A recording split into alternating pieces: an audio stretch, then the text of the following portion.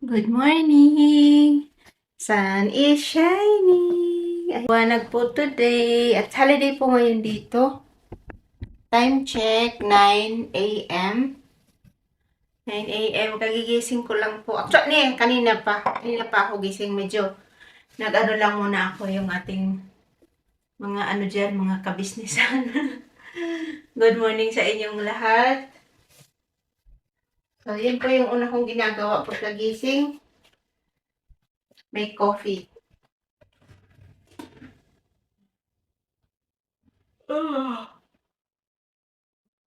Hindi ko na balik kahapon, guys. Makalat yung kusina ko. Ayan. Um,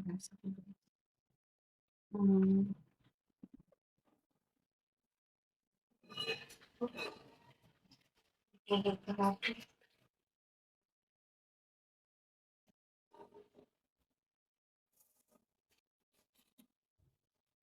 Holiday lang pala dito ngayon, guys. Pero baka pasyal ako dun sa Bicol kay ate. Linis ako ng bahay, guys. Oh my God. Pati ng mata ko, guys. Minsan dalawa lang nilagay ko.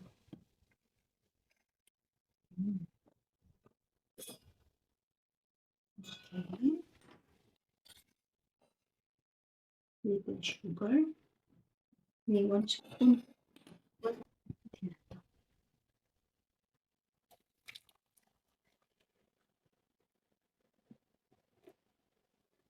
Oh.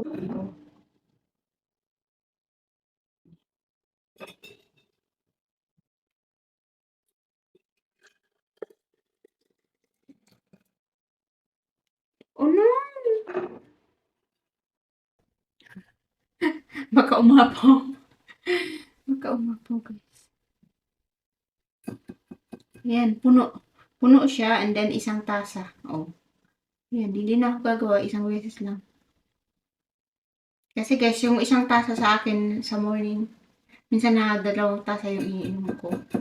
Tapos, bago mag-lunch, yun yung pinaka, ano guys, yun yung pinaka almusal ko is yung ano, yung coffee. Ayan, balikan ko na lang yun. Yan, ito yung ating mga nakasanayan ba? Kasi sa amin din, then sila nag-aano na sila ngayon, nagbe-breakfast na doon sa Philippines. Pero dati coffee lang, okay na ako.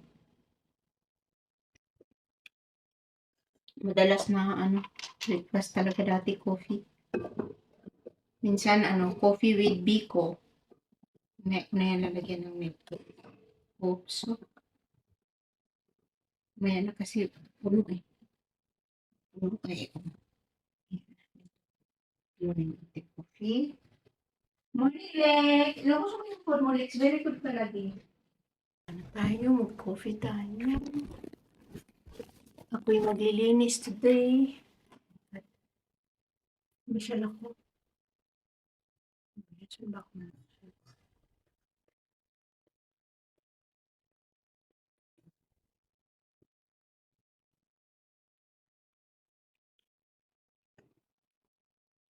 Alam nyo ba guys?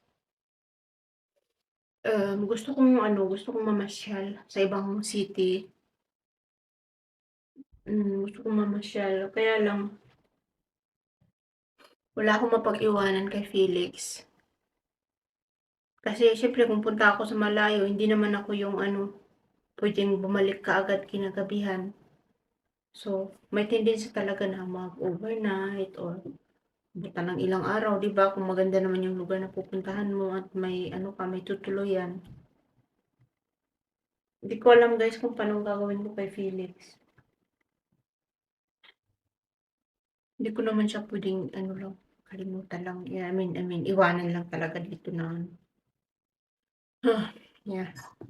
Anyway, guys.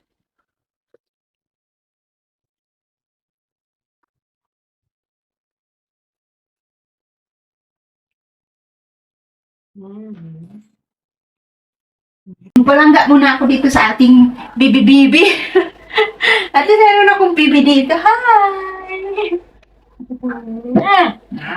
Para talagang baby, no? Dire na kahapon, mag-exercise si mami, no? Meron siyang buhol na buhok, guys, sa ano. Ayan, no? Ano ko ba ito magupit? Ayaw niya pahawakan, ha? As in, buhol talaga. Kasi takot akong ano, gupitin. Kasi nung ginupit namin noon, sugatan siya.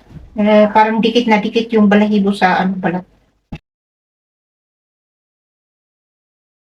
Kailangan payagan mo si mami magtanggal nito. Okay?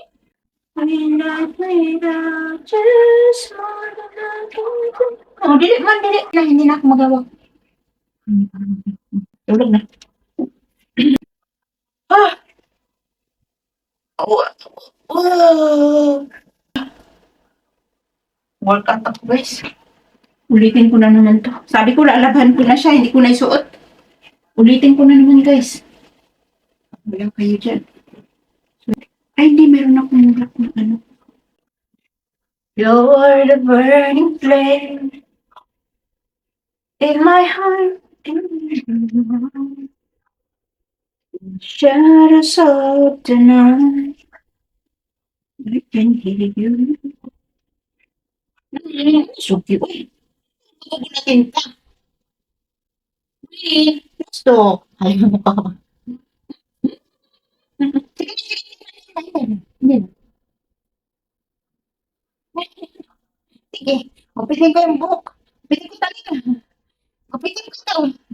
Sige, mag-multitask tayo. Let's charge this. Okay. So, let's do it.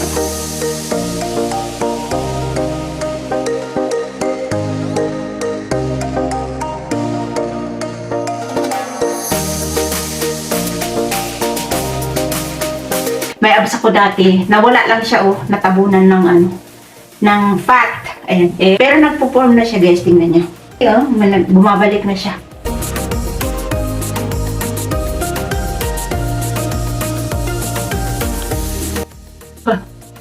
Sakit, guys. Kahit ganito lang siya, masakit. Nababanat kasi. Okay.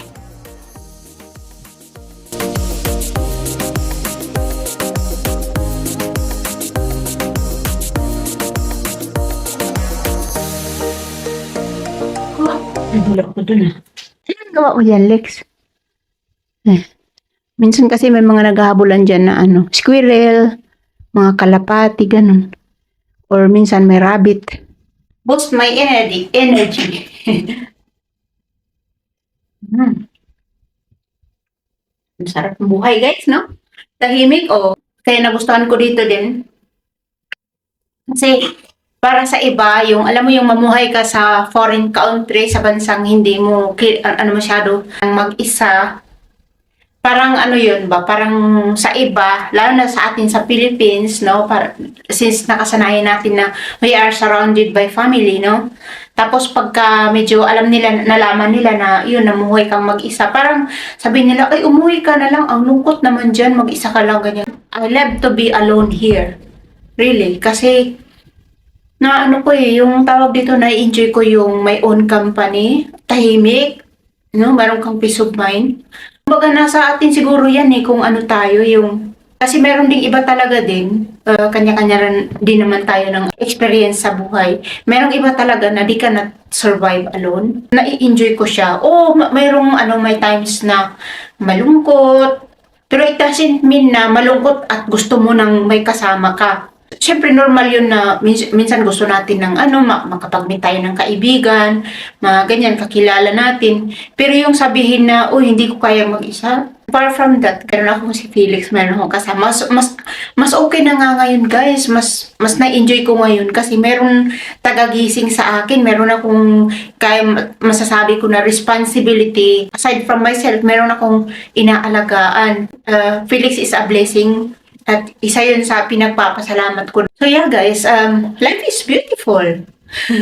Yeah, no? Every day, no, mayroong tayong chance to wake up, to enjoy yung fresh air, yung bumangon, pumunta sa kusina, yung mga ganun. Minsan kasi na, ba tawag doon, yung natitake advantage natin kasi nandyan lang. Hindi guys, ako kahit yung amoy ng kape, every time na gumagawa ako ng kape, inaamoy ko talaga siya. Ang sarap, ang sarap. Kasi minsan ang layo ng tingin natin, hinahanap natin, pero yung happiness nasa within ourselves talaga. It's happiness cannot be found from peace, cannot be found from outside. Strong foundation of peace and happiness. Like for example, no, sa relationship, ay ibuhos mo na lahat, doon ka nag-build ng foundation mo sa boyfriend mo, sa asawa mo, ganyan. Paano yan pag dumating yung time na nawala or binawi? Alam mo yung nawala siya, like, for example, we don't know what gonna happen in the future, no? Nawala or nagkasakit, ganyan. May mga circumstances in life na hindi natin maiwasan, no? Tapos, we build our happiness from that, no, person or bagay, no? Paano pag nawala? Sikapin natin na to build. Hindi tayo nakarely lang. Oo, dagdag. Kumbaga, kung mayroong dumating man from outside source, kumbaga dagdag na lang yun. Dagdag sa anong meron tayo within ourselves. No, mga kabataan, no, lalo na pag tayo yung meron tayong partner o na in love tayo, wala na, parang feeling natin yun na talaga, yun na yung mundo natin. Hindi guys, naku, lalo na kayo mga teenager, no, nag-uumpisa pa lang. Naku, ihanda talaga yung mga sarili sa hamon ng buhay. Para sa akin, wag nyo masyadong turuan na maging mabait yung anak ninyo. Turuan nyo silang maging strong. Iba yung mabait sa strong eh. Kasi minsan minsan lagi natin yung anak natin, huwag kang magsasalita ganyan kasi ba dyan, ganyan. Oo, ba dyan.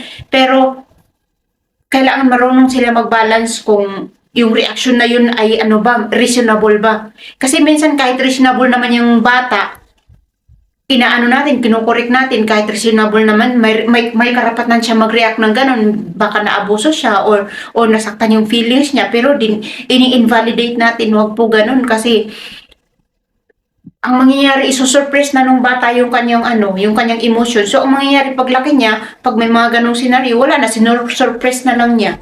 Maiipon yun po ang nagiging cause ng anxiety at depression at nagiging attract tayo sa mga tao na yun, toxic people. Kasi meron tayo ding toxic tendency yun. Kasi yung ganun na reaction is toxic. Toxic kasi yun, guys. Yun. So, ayan. Nagbalik na naman tayo sa topic na ganyan. But anyway, na ako, guys. Mag-iinom muna ako. Kunin ko lang yung aking mat. Dito lang ako sa maliit na sala ko, guys, nag-workout. Tapos, sa gabi naman guys, hindi ko pinapalagpas. Umiikot ako sa neighborhood. Kagabi nga kasi nga maliwanag. Naku, alas 10 na pala guys. Dapat na ako pag PM na kasi nasa bed na ako niyan maliwanag pa guys na ako na tawag dito na ako dun sa kusina ba.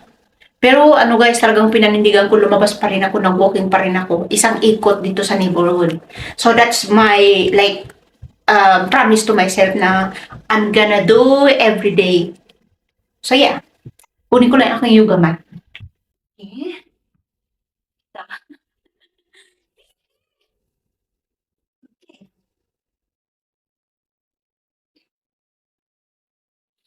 One.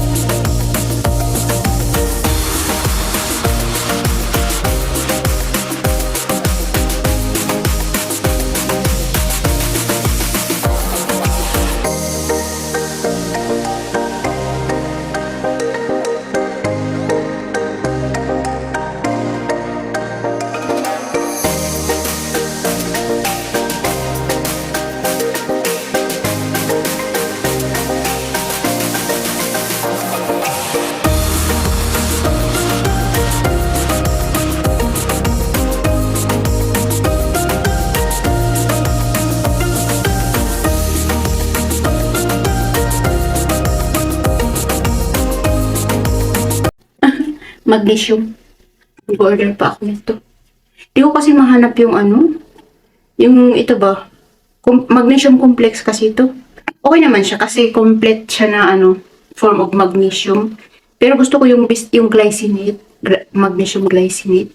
Meron din namang wala na rin pala akong zinc. Ubos na guys. Wala na rin akong OPs. Order ako. Lagi ko na sinasabi na mag-order. Kasi yun din naman, naalala ko nasa bed na ako, tapos kaka-scroll ko. Hindi ako makapili-pili. Yeah. ADHD. Hindi ako makapili, kaya yun. Sabi ko, sige, bukas hanggang yun, ubos na tuloy. Wala na akong mainom. Pero meron ako dito guys, ito. Parang dito, Nature Lab, Vitamin B Complex. Dito siya nag-focus pa. Ayaw mag-focus. What the? Eto na guys, after mag-workout nagugutom, kaya magluluto ako. Dali-dali lang nitong aking giniling na beef, and then lagyan ko po ito ng cabbage and onion. So simpleng meal lang, pero buhay na po ako dyan guys.